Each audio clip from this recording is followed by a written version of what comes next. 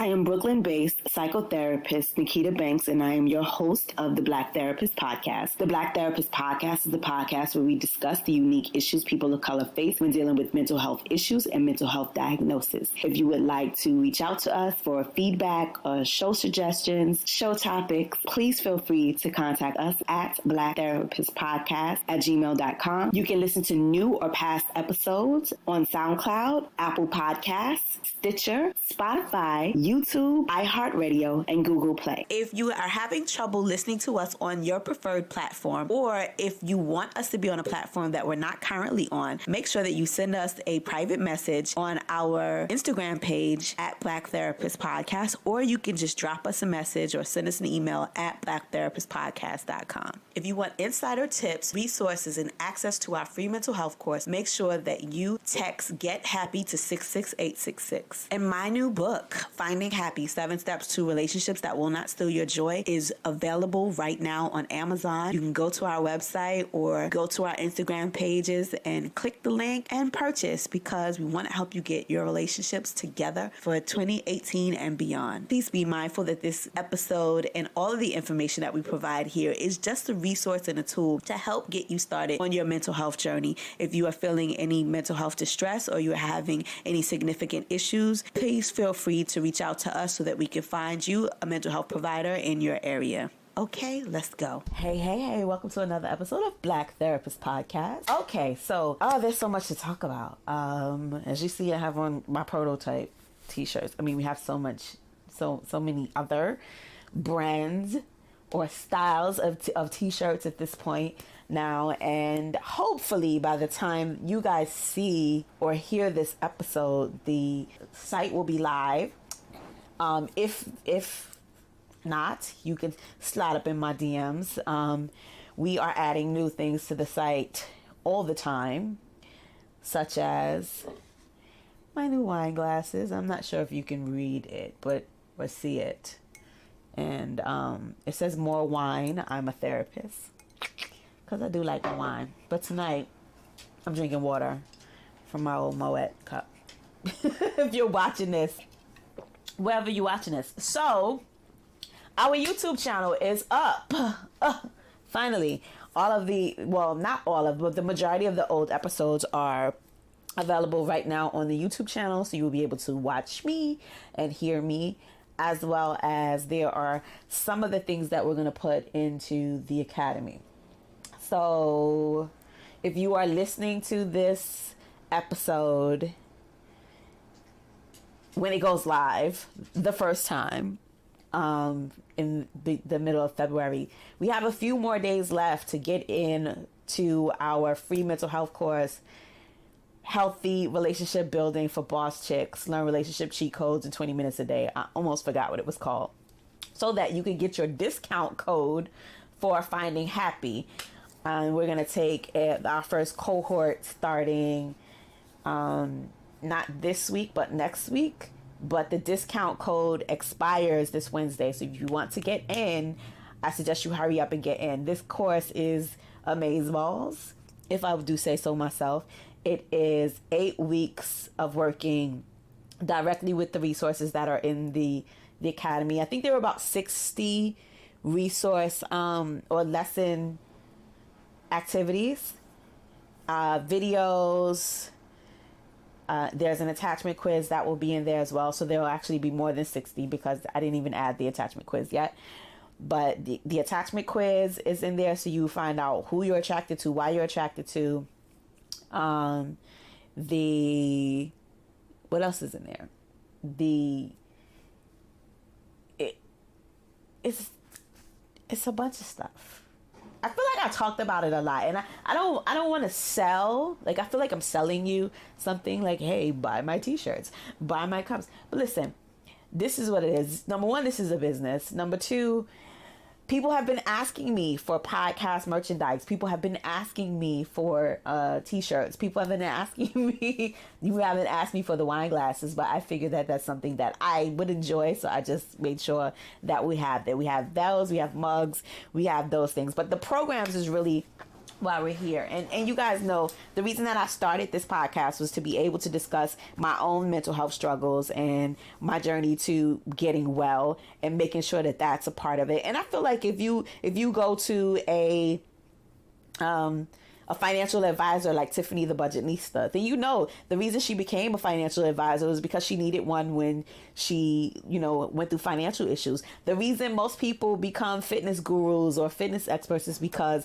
they've struggled with those things as well, and they're able to identify with the problems that you're going through. So not everybody lives in Brooklyn or in one of the 4 states that I'm licensed in: New York, New Jersey, Georgia, and Florida, right? Not everybody's going to be able to hire me. I don't take all insurances. So I try to figure out a way to be able to work directly with women of color to give them the information that they need to get the life that they wanted to live. And so I created these programs in order to be able to do that.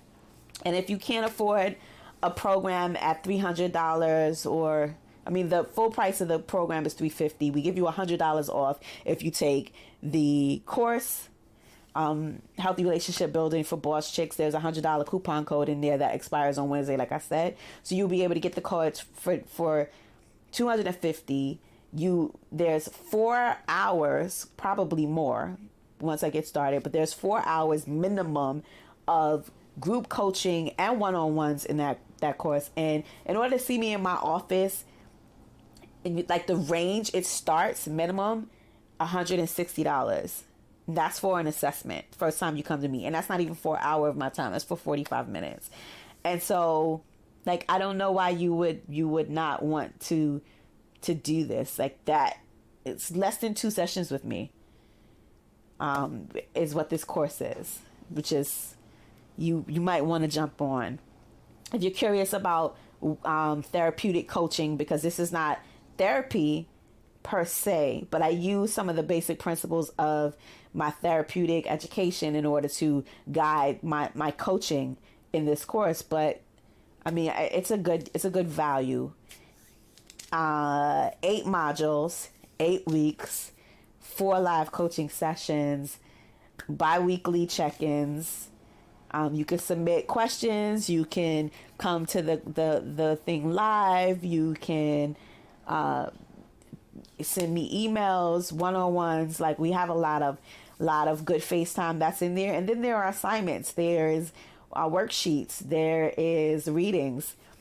I packed a lot of value in this course, and I know for a fact that the course is going to be going up. So it's not going to stay at $350. Once I get enough people in it and get some feedback and start to fine tune it the way that I really, really want it and the way that you guys say that would provide you the most value, it won't stay at that. I already know.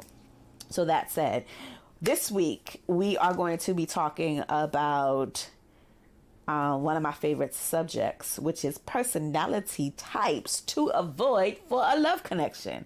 Now, first things first, every Thursday, I will be going live from the Black Therapist Podcast, like pointing at my tits. The Black Therapist Podcast website. Black Therapist Podcast Instagram. So every Thursday, we're going to be going live on the Black Therapist Podcast Instagram at 3 p.m. and we're going to be talking about all things relationships. This is a 4-week engagement. I may extend it. I don't know. Usually I am off on Thursdays because Thursday is my administrative days, and in my private practice, my office is closed.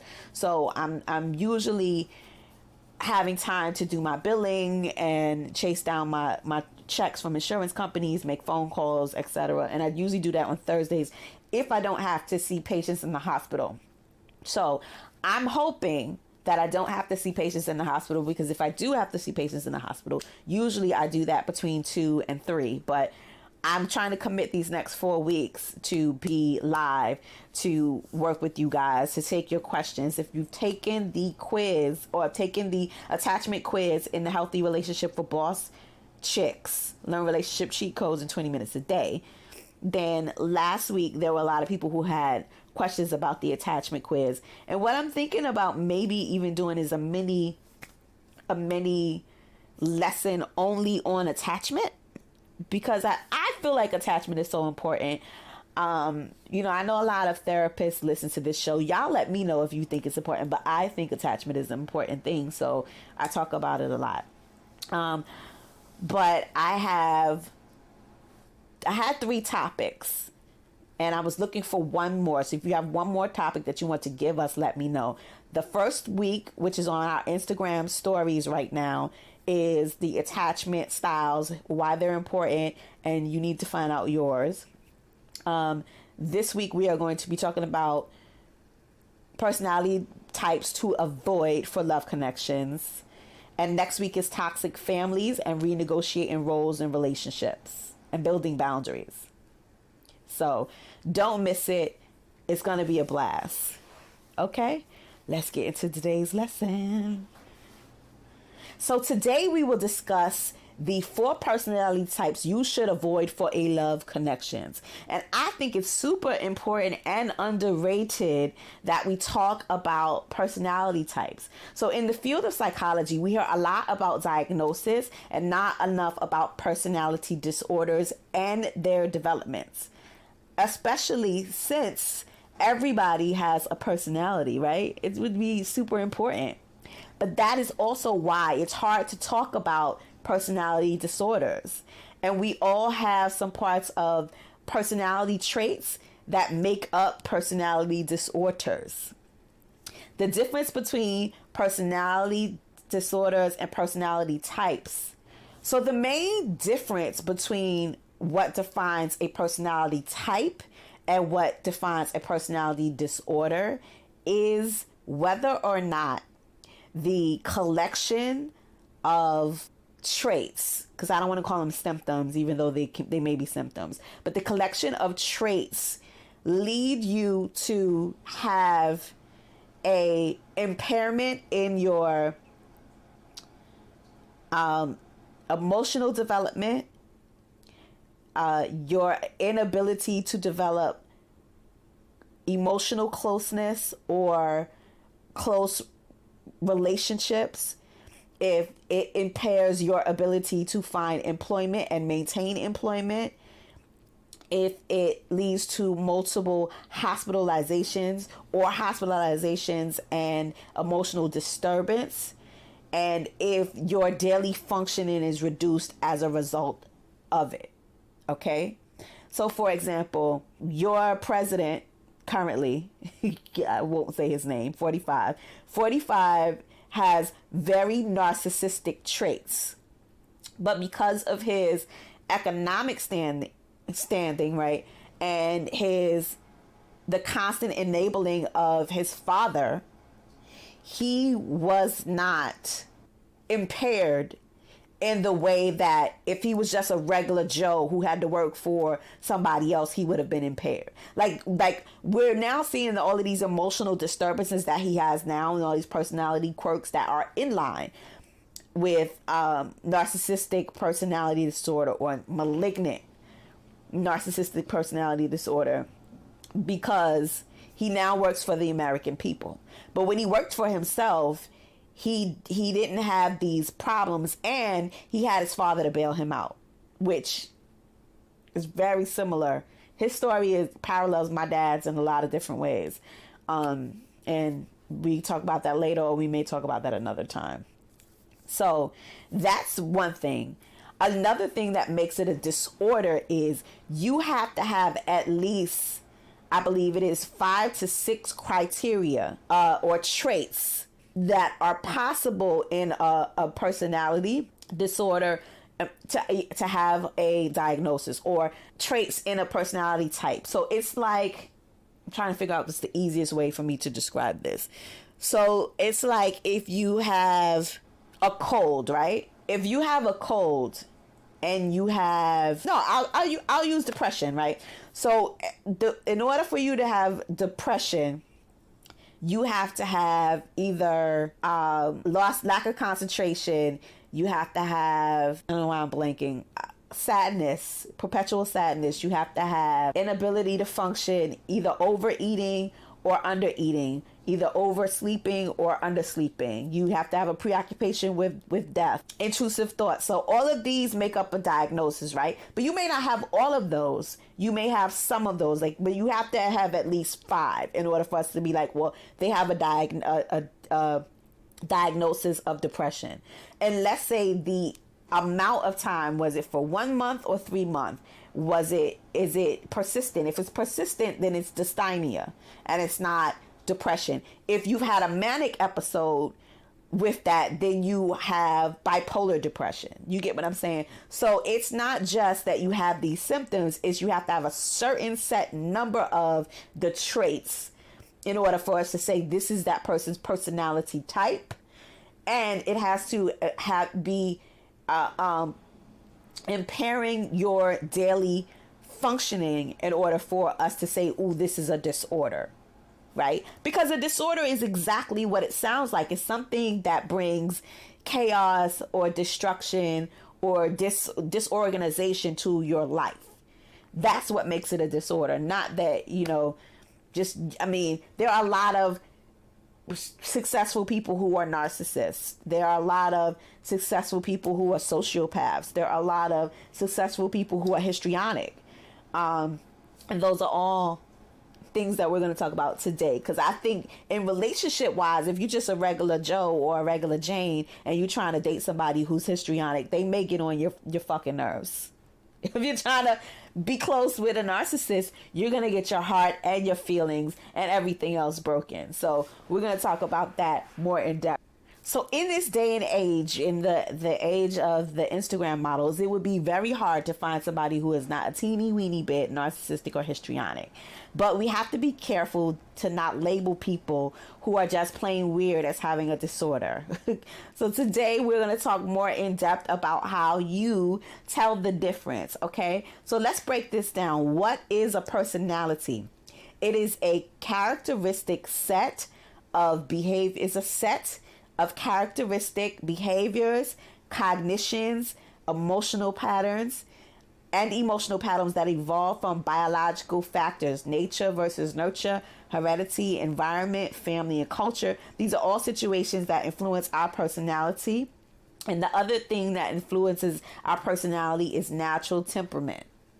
Personality typing is simply a system of seeing consistent patterns of behaviors within an individual. Society and culture sets the societal norms and standards, and we as human beings have to learn how to navigate them by either being in sync with those patterns or rejecting them. Now, as an African American, or I'm Black, it goes without saying we are, for the most part, counterculture, but we're also what defines cool, right? So as far as this psychological stuff is or goes, we have traditionally been an anomaly to science, who don't even really bother to study us and saw us as different or inferior. Yet, though, through policies like integration, we lost our independence, and the university and scientific research that would have done studies on us, for us, by us, right, to benefit us, ceased to exist. And now we have to contend with Freud and them to tell us how we feel. And it builds a lot of mistrust. So that said, because of assimilation and acculturation, we have started to think and act like Dwights. And with the barriers of not being them and engaging in code switching and the like, and it becomes very confusing. And so we have learned to see what the people see is normally to see if we are in line with that behavior or we are just plain out of line, period. And so for a lot of us, we become diagnosed with these disorders. Either we're overdiagnosed or we're underdiagnosed. You're either over-medicated or under-medicated, which is why there has to be more culturally competent, responsible therapists. We need more therapists of color so that we could say, oh no, that's just, culture. That's not a diagnosable, thing, right? Or that's just a normal behavior in our culture. And so I think that a lot of this stuff doesn't take into account culture, but I also think culturally Black people have their own issues We're going to talk about that another time. It's a lot to talk about another time.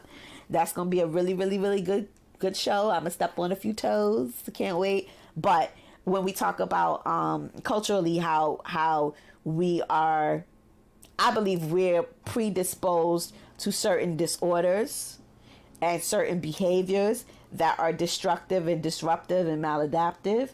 And it is stopping us from finding the closeness that we say that we attain. And so definitely want to talk about that later. The other thing about personality disorders that scare the hell out of people is they are who they are, right? And depending on the personality type, you don't think that there's nothing wrong with you, right? Your personality is deeply rooted in who you are. And if someone tries to get you to change that without your consent or your insight, that's a problem. It's a problem. If your personality is built on such maladaptive, destructive, dysfunctional, abusive, and neglectful behaviors, that is a freaking problem. If they are able to get into close relationships with others, their distorted sense of self, unstable emotions, or out of control behaviors mean that any long-term partners they have must be willing to put up with the great deal of bull, especially when life circumstances aggravate their already precarious hold on their feelings and behaviors. It's very easy to say, oh, just avoid psychopaths or people with antisocial personality disorders, and that is not what you think. Criminals, etc.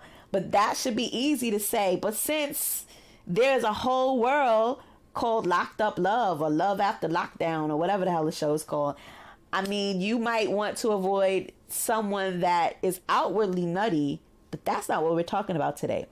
Antisocial personality disorder is not someone like me who enjoys to have alone time, and the actual clinical term for that means a criminal and someone whose behavior is repeatedly acting against society. So it goes without saying that you should avoid criminals, but you know, John Gotti had a wife. Hell, y'all president had 3, right? The Menendez brothers, they get married behind bars. People were writing, you know, Jeffrey Dahmer and John Wayne Gacy and Ted Bundy letters, right? So clearly there are these people out here that believe that love can cure you of any old thing, and they will just try for whatever reason, right? But if you're somebody like me who grew up in the hood, I knew some criminals who were very nice people to me. Sounds nutty. They were very nice people to me, but they are, you know, they've done some time. And if you live in a black community, and we know that our men are targeted a lot more, they're arrested for lesser crimes, they get time for things that other people would get a slap on the wrist for. Like, we know these things, so it would be easy to say avoid a criminal, but it's not often done. It's not always done. And as somebody who works with sex offenders, I can tell you that a lot of those guys who are convicted sex offenders, they have partners. They have families. They get married. I didn't put paraphilia on here, but paraphilia is a disorder. It's not really like a personality thing. So, yeah, avoid sex offenders, though, please. I mean, I'd say that goes without saying, but I feel like I have to say it. You might want to avoid sex offenders. So I'm talking more about single white females, not interracial love. I'm talking about the shape-shifting borderline personality peeps. Now, I have an issue with the thought that most people who suffer from borderline personality disorders are women. But I believe the reason for that narrative continues is A, women go to therapy more and are therefore diagnosed over men. B, men perpetuate this. And C, women are seen as biologically predisposed to being erratic, which I disagree with a little bit. However, the truth is that I believe that there are also more men who are borderline, but they are just undiagnosed. These men are evidenced by movies like You and Dirty John. Borderline personality disorder, aka emotionally unstable personality disorder, which is its literal name, is diagnosed by the following behaviors. 1, the extreme people with borderline personality disorder, and of course, because I'm hip hop, I'm gonna keep messing up and saying BDP for Boogie Down Production, so don't mind me. People with BPD have regular trouble regulating their emotions, and they cannot handle rejection. So before they are rejected, they reject you. They have impulsivity, inability to make good decisions, disproportionate rage reactions, unstable sense of identity, desperate fears of abandonment, maintaining and always a present entourage, chronic feelings of emptiness, often dramatic, suicidal threats or gestures, thought distortion, and sometimes sliding into paranoia. These people also cut, or they may exhibit self-harming behaviors. They make erratic decisions and super promiscuous sex, or they will overspend or make, a lot of impulsivity and impulsive decisions.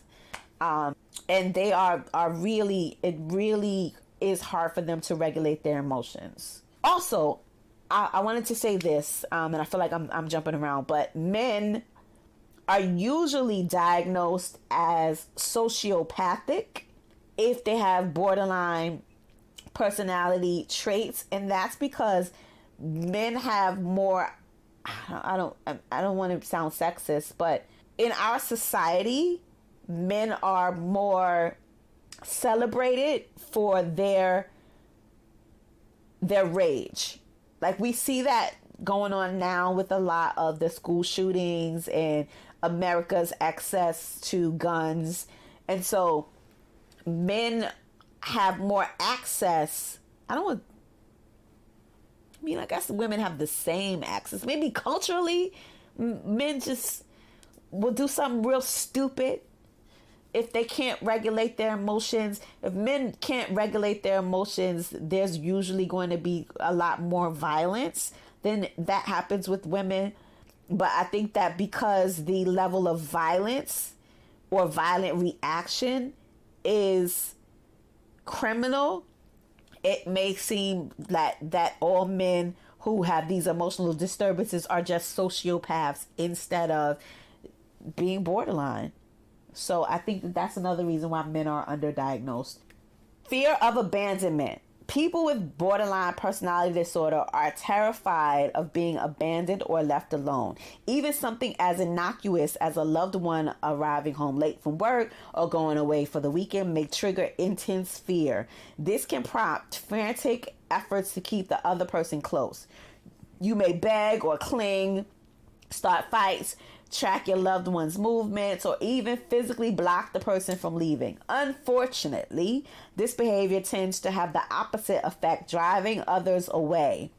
2, unstable relationships. People with BPD tend to have relationships that are intense and short-lived. You may fall in love quick, believing that each new person is the one who will make you feel whole, only to be quickly disappointed. And your relationships either seem perfect or horrible without any middle ground. Your lovers, friends, family members may feel like they have emotional whiplash as a result of your rapid swings from idealization to devaluation to anger and hate. Unclear or shifting self-image. When you have borderline personality disorder, your sense of self is typically unstable. Sometimes you may feel good about yourself, but other times you hate yourself or even view yourself as evil. You probably don't have a clear idea of who you are or what you want in life. As a result, you may frequently change jobs, friends, lovers, religions, values, goals, and even sexual identity. 4. Impulsive self-destructive behaviors. If you have BPD, of course I want to say the other thing, you may engage in harmful sensation-seeking behaviors, especially when you're upset. You may impulsively spend money you can't afford, binge eat, drive recklessly, shoplift, engage in risky sex, or overdo it with drugs or alcohol. These risky behaviors may help you feel better in the moment, but they hurt you and those around you over the long term. 5. Self-harm. I just talked about this. Suicidal behaviors and deliberate self-harm is common with people with BPD. Suicidal behaviors, including thinking about suicide, making suicidal gestures or threats, or actually carrying out a suicide attempt. Self-harm encompasses all other attempts to hurt yourself without suicidal attempts, like cutting, burning, extreme emotional swings, unstable moods, and mood swings are common. One moment you may feel happy, the next despondent. Little things that other people brush off can send you into an emotional tailspin. These mood swings are intense, but they tend to pass fairly quick, unlike the emotional mood swings of depression or bipolar disorder, usually lasting a few minutes or hours. Chronic feelings of emptiness. People with BPD often feel empty, and they talk about it as if there's a hole or a void inside of them. At the extreme, you may feel as if you are nothing or nobody, and this feeling is so uncomfortable that you may try to fill it with things like alcohol or drugs or food or sex, but nothing feels truly satisfying.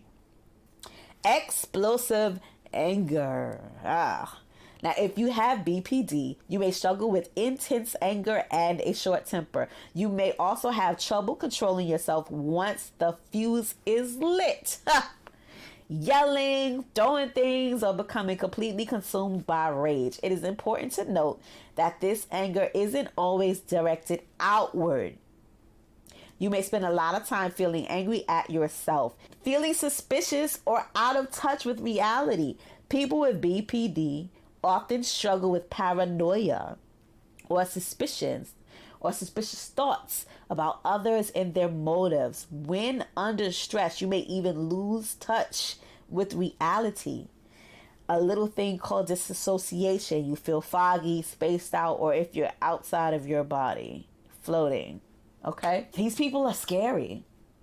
They're very scary people. You might want to avoid them. But what if you are them? So possible famous borderlines. Angelina Jolie. Remember when she was wearing the blood around her neck when she's married to Billy Bob Thornton? Marilyn Monroe. Football player Brandon Marshall talks about it. Amy Winehouse, Britney Spears, and more. Now, borderline is usually going on at the same time as another diagnosis like mania or depression, or it can be the cause of it, right? So in African American communities, these also go either under or misdiagnosed. For me, I learned in school if someone is cutting themselves, more than likely they have bipolar disorder, period. But for the most part, we don't see a whole lot of that kind of self-injurious behaviors. I'll say in a lot of African American communities or in African American patients, we see more internal self-injury in Black communities, like drugs and alcohol abuse. The reason that people indulge into these activities is because they have problems regulating their emotions, and they become so unbearable that the lack of mechanism to navigate them makes them just want to suppress them. So when you try to break up with borderlines, they go ape shit. I really believe that a lot of men who commit domestic violence are borderline. They use dangerous means of control so they are not abandoned, and they are emotional suicide bombers. And what I mean by that is they will take all collateral damage and you too if they can get you. They don't care if they get themselves as long as they take you out. And I believe in hindsight that my nutty pops was probably borderline. He feared being abandoned because his mother was murdered when he was 12 and he saw it. So he would do wild stuff where he thought that you were going to leave. Like he climbed into my mother's third or fourth story window and broke into her apartment when she broke up with him. I had an argument with him one time and he told me that he was going to call the police on me and he was going to take my kid. Just because I wouldn't put up with his toxic behaviors. Like, he was cuckoo for Cocoa Puffs. Loved him, but he was. And he even threatened suicide a few times. And, you know, even when he died, this is not a laughing matter, but when he died, my family was kind of concerned that he actually did it. And I didn't think that he would kill himself ever because he was a narcissist too. But anyway, I wouldn't have been surprised if... you know, seeing his mother die had triggered this fear of abandonment. And it was the only way that his messed up psyche could even make sense of being left and what he saw. So the narrative of a person with borderline personality disorder is, I often feel empty. My emotions shift very quickly and I often experience extreme periods of sadness, anger, and anxiety. I am constantly afraid that people I care about will abandon me or leave me. I would describe most of my romantic relationships as intense but unstable. And the way I feel about the people in my life can dramatically change from one moment to the next. And I don't always understand why. I often do things that I know are dangerous or unhealthy, such as driving recklessly, having unsafe sex, binge drinking, doing drugs, or going out on shopping sprees.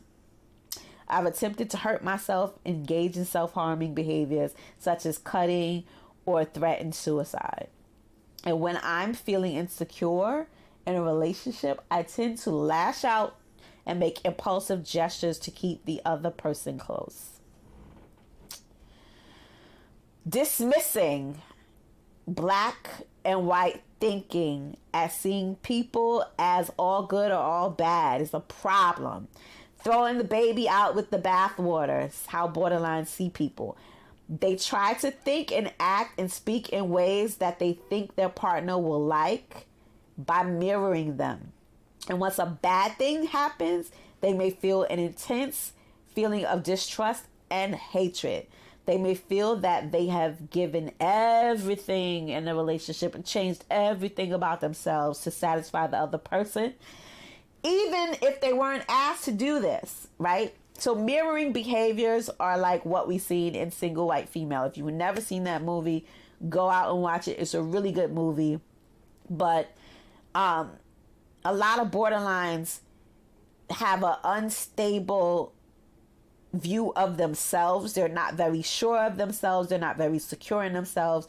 So they're very Me Too. And I don't mean the Me Too movement. Shout out to Tarana Burke. That is amazing.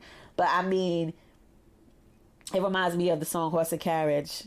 And the part, I'm not going to sing it, but you Google that. It's a good song. But in the song, when Cameron is like, he says something and the girl says, me too, right? So whatever you do, they do. If sushi is my favorite food, sushi is your favorite food. You know, Single White Female is my favorite movie, Single White Female is my favorite movie. It's just like every single thing that you do, well, not every single thing that you do, but a lot of what you do, because they have an unstable sense of self that they'll do whatever it is that whoever their object is, the object of their attention, because it doesn't even have to be somebody that they like, but an object of their attention they'll do. So the second personality type to avoid is paranoids. Doubt of commitment, loyalty, trustworthy of others, believing others are using or deceiving them. They are paranoid. They are reluctant to confide in others or reveal personal information due to a fear that that information will be used against them. They are unforgiving and they hold grudges. They are hypersensitive and take criticism poorly. They read hidden meanings in innocent remarks or casual looks of others, perceive attacks on their character that are not apparent to others because they ain't there. They generally react with anger and are quick to retaliate and have recurrent suspicions without reasons that their spouses or lovers are being unfaithful. They are generally cold and distant in their relationships with others and might become controlling and jealous, cannot see their role in any problem or conflict, and they believe that they are always right. They have difficulty relaxing, they are hostile and stubborn and argumentative. Sounds like a love connection. So, the reason I say paranoid is because obviously they sound like disasters, right? You want to avoid paranoid people. But paranoia is a prominent symptom of schizophrenia. And I'm not telling you not to date people who have schizophrenia, but I am saying that it is a particularly dangerous symptom to have. You know, even for people who have PTSD, that hypersensitivity, that hyper awareness, that paranoia, it is very dangerous to get close to them as partners. And if you're looking for somebody to get a love connection with, you don't want to be with somebody who's paranoid or jealous all the time or don't trust you or thinks that you're always up to nothing and no good, right? That's not something that lends itself to a healthy interaction or a healthy love connection. So I just think that paranoids are, you know, something that is not talked about a lot. But that's something that you really need to kind of think about. Okay? So the third two are kind of twin spirits. One is the psychopath and the other is a narcissist. Now, did you know that a minister, a chef, surgeon, salesman, civil servant, politician, police officer, television personality, CEO, and lawyer have that in common? They are all career paths chosen by psychopaths, right? And these are also narcissistic careers as well. So what do they have in common? Well, the difference is that the one is likely to kill you. The other one will make you want to die. Or to get away from them. That's just a little narcissistic humor, right? But what most people don't know is that all psychopaths are narcissistic, but not all narcissists are psychopaths. And I mean, I didn't make it up that those are the careers. It was just a study, and I just thought it was an interesting fact that all of those careers are narcissistic careers or, you know, psychopathic careers.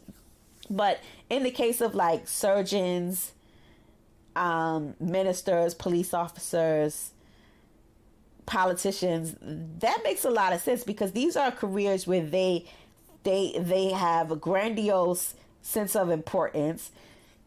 Some of them literally have the power of life or death, and they can exert a lot of power on the lives of other people, which can be scary for most people and not for others. And another good thing about the people who are narcissistic and psychopaths is that they're usually seen as good under pressure, and they can think in terms of bottom line financially as opposed to human collateral. And that's not really good when you think it in terms of a politician. It's not really what we want, but it's kind of like the political structure that we have now in this country. And that's a whole nother topic. Everything I say is a whole nother topic, but that's a whole nother topic for a whole nother day. Psychopathy is a personality disorder that has been variously described as characterized by shallow emotions, and particularly reduced fear, stress, tolerance, lacking empathy, cold-heartedness, lacking guilt, manipulative, impulsivity, antisocial behaviors, such as criminality. Because of the way society is set up, we see psychopaths as kind of like badass guys. We love to glorify them. All the Chuck Norrises and Charles Bronsons, Bruce Willises and Sam Jackson of the world. We have seen them using their psychopathy in the defense of the weak. Look at Denzel Washington in Equalizer, right? And in the society of black women, we want a man to go that extra mile, to make sure that we are safe in a world where police could just pull us over and violate us and our men, right? However, the problem is that the cops are more than likely to be psychopaths themselves. So with the power of life and death in their hands and the ability to assert their power and control over the lives of many, you can get power drunk. And this extends to their relationships as well. To be honest, when you are growing up in Brooklyn, I have dated my fair share of, how should I say, criminals. I told you guys this. The occasional drug dealers. One time I dated a well-known rapper, and as we were chilling and getting to know each other in the early phases of our relationship, I knew he had an arrest. So I just casually asked him, "Hey, what did you get arrested for?" And he was like, aggravated kidnapping.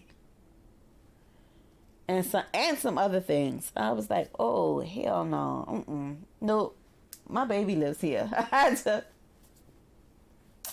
The relationship didn't last long. However, yeah. Psychopaths have people who love them too. Save that for their grandma, right? You save yourselves. You don't want to get caught up in a relationship with a psychopath, okay? But narcissists and psychopaths are my jam. On the surface, they are everything I'm attracted to. They look good, they're successful, they manscape, they dress well, they have nice stuff, right? But I don't like that they don't share.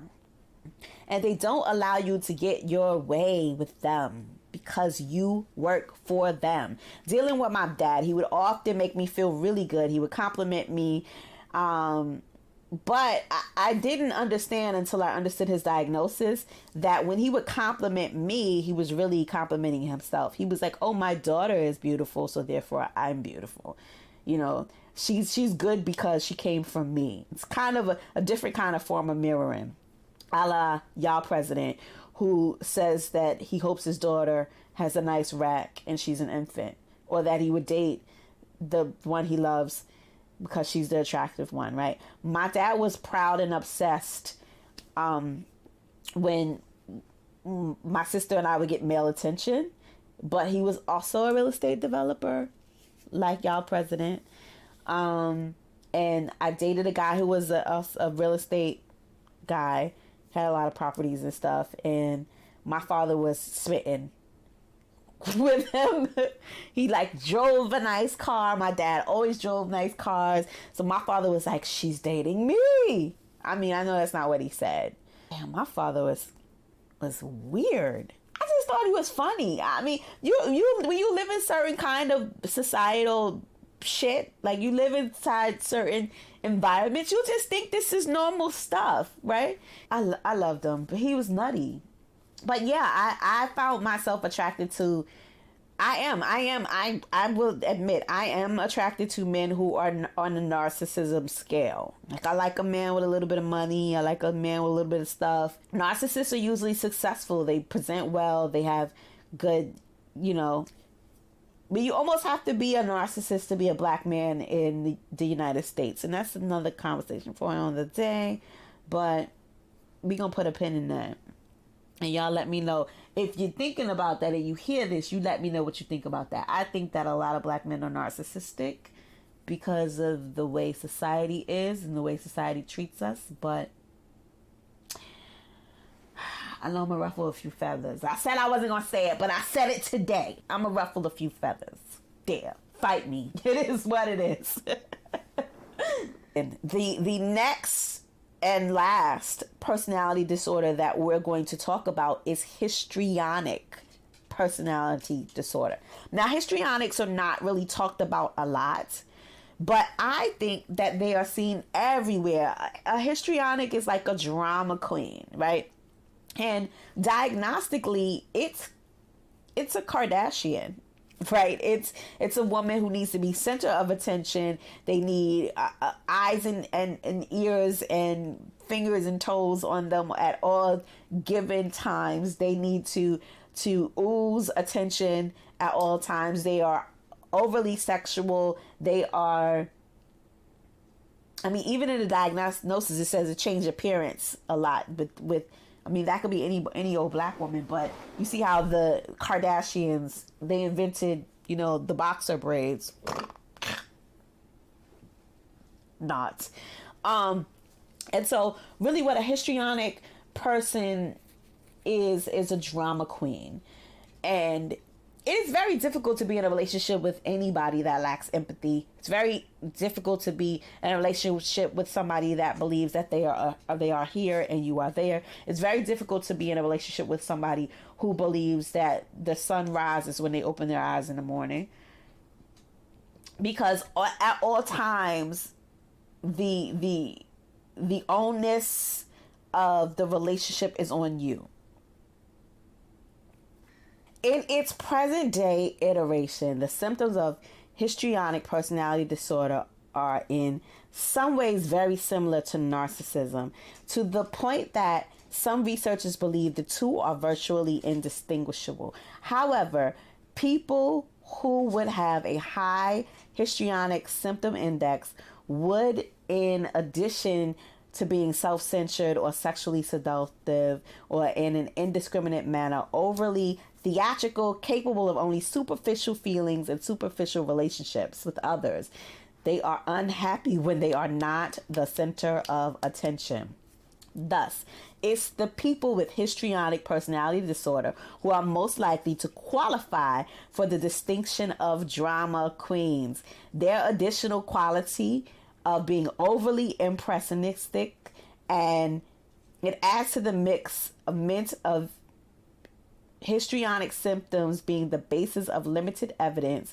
In other words, they jump to conclusions, often basing their decisions on gut instincts rather careful analysis. In general, we have to start to examine our attractions to the types of people who are on the spectrums for these personality types, as well as those personalities who rise to the level of disorder and dysfunction. There are a lot of attractive traits that are promoted in this fucked up society that make us think that these behaviors are desirable. But if the goal is peace, health, and happiness, and not relationships that will give us the runaround and consistently trying to convince us that these screwed up individuals are lovable, we have to identify why we are attracted to them. See what we see that is both attractive and repulsive, and find someone to help us heal that ish and make another choice. Now, I'm thinking about doing a class all on narcissism and destructive personality disorders in a new course called Detox Love Recovery. Learn to leave unhealthy love once and for all. Now, let me know if this is something that you would be interested in our next 4-week coaching program, because I would love to do that. Okay? Now, I picked these personality disorders for a reason, or personality types for a reason. Because if you're looking to have a healthy love connection, what ends up happening with these sorts of people is you find yourself constantly trying to prove your worthiness to them. And what ends up happening is you feel unlovable because you can't get these people to love you. But they cannot. They simply can't. They don't have the capacity. They don't have the emotional fortitude to be able to feel what you want them to feel. They cannot be who you want them to be. They're not going to make the decisions that put you first or makes your needs more important than theirs at any given time. And if they do, it's usually a tool of manipulation. It's not really because they want to see you happy. It's usually a mechanism for them to get something that they're looking to get. These people are calculating, they're manipulative, they will hurt you. And if you're looking for love or healthy connections, these ain't your folks. Now, what if these are your folks? What if these are your family members? As I said, I think my father was very mentally ill. I know that there are some other members of my family who have personality disorders. I know I myself, I'm on the spectrum. I'm on a spectrum of behaviors. I can be very histrionic when I want to because I'm the center of attention. Look at me right now. I'm talking to you guys. Like this takes a certain level of courage. This takes a certain level of chutzpah. I speak Yiddish. I live in Midwood, Brooklyn. But this takes a certain level of guts. But, you know, you kind of have to have a grandiose idea about yourself to be like, I could do this, right? But there's a healthy level of that. I think that we all have to have a healthy level of like wanting to be the center of attention sometimes, but I don't need to be the center of attention all the time. Right? I don't need to be the center of attention all the time. But I like to dress. I like to get dressed. I like to maybe show out sometimes when I go out. But I won't upstage a bride. Right? I won't, feign at a wedding. Or like I like you like bad. I don't like bad behavior. Like I like to maybe make a scene and be seen, but I don't like to make a scene. I don't like anybody that's loud and boisterous and what. And histrionic people are that. And for Black women, because we have been ignored by society, our beauty isn't exalted. We aren't given the credit that we're due. A lot of times we're seen as boisterous and histrionic. But that's just because we're being judged by other people's standards. So it's kind of hard to see and say, but you know that girlfriend that you got that's repeatedly the rude one, or that girlfriend that always got to shade everybody or not nice to anybody if she's not being seen. Like we know who those people are. But it's very difficult to get close to them, even as friends.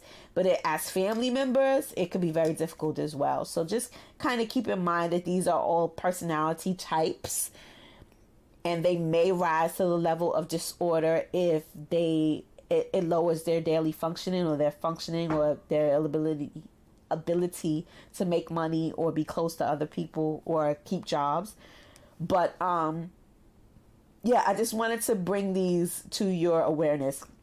I know that everybody has probably heard of like borderline or narcissistic or sociopath or psychopath, and sociopath and psychopath is the same thing. But not a lot of people know about histrionic personality disorder. Not a lot of people knows about schizoid. I say schizoid because, I grew up in the rap era. Would be like, she's a schizoid, and my therapist and I had a long conversation about that. That's not how you pronounce it.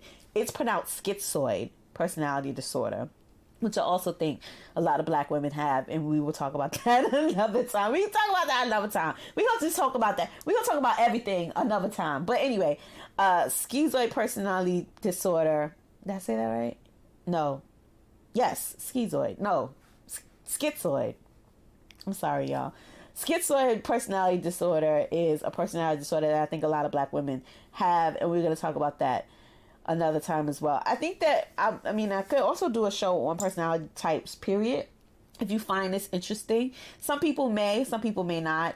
I think it's interesting because it allowed me to kind of understand my father. Once I realized what his diagnosis was and what his issues was, it allowed me to bond with him in a different way. And it allowed me to see him for what he was and not for what he wasn't. And more in the dream of making him be something that he couldn't be in my life. And it saved me a lot of years of trying to turn him into somebody that he wasn't. So this has been another episode of the Black Therapist Podcast. I hope you guys do not forget to join us Thursday at 3 o'clock on our Instagram page, where we are going to talk about these 4 personality types that that you should avoid for a love connection if you want to make secure connections with your loved ones. The way that you prepare for the show is, number 1, DM me or email me and ask me whatever questions you want to ask me about different personality types of disorders. I'll talk about more than these 4 if you have questions, if you listen. 2, listen to this show if you haven't yet, because I'm going to answer whatever questions that you'll have on our Instagram page. So listen to the whole show. Take notes if you need to. And 3, make sure that you're there at 3 o'clock with all of your questions, and we're going to answer them. I don't know how long I'm going to go. Maybe 30 minutes, maybe 40 minutes. But it depends. If you show up and ask me questions, I will answer them. Also, you can shop our teas at the Black Therapist Podcast shop. And thank you for listening and continuing to support what it is that we do here. All right? Be well. Your coupon code expires on this Wednesday. So if you have taken our free mental health course and you want that $100 off to take our full 8-week course with the 4 hours of one-on-one coaching sessions with us, or 4 hours of live coaching sessions with us, then make sure that you use that thing while you can. Okay, because we're only going to take a certain number of people in the course. Once it's full, that's it. And we're going to keep going. All right?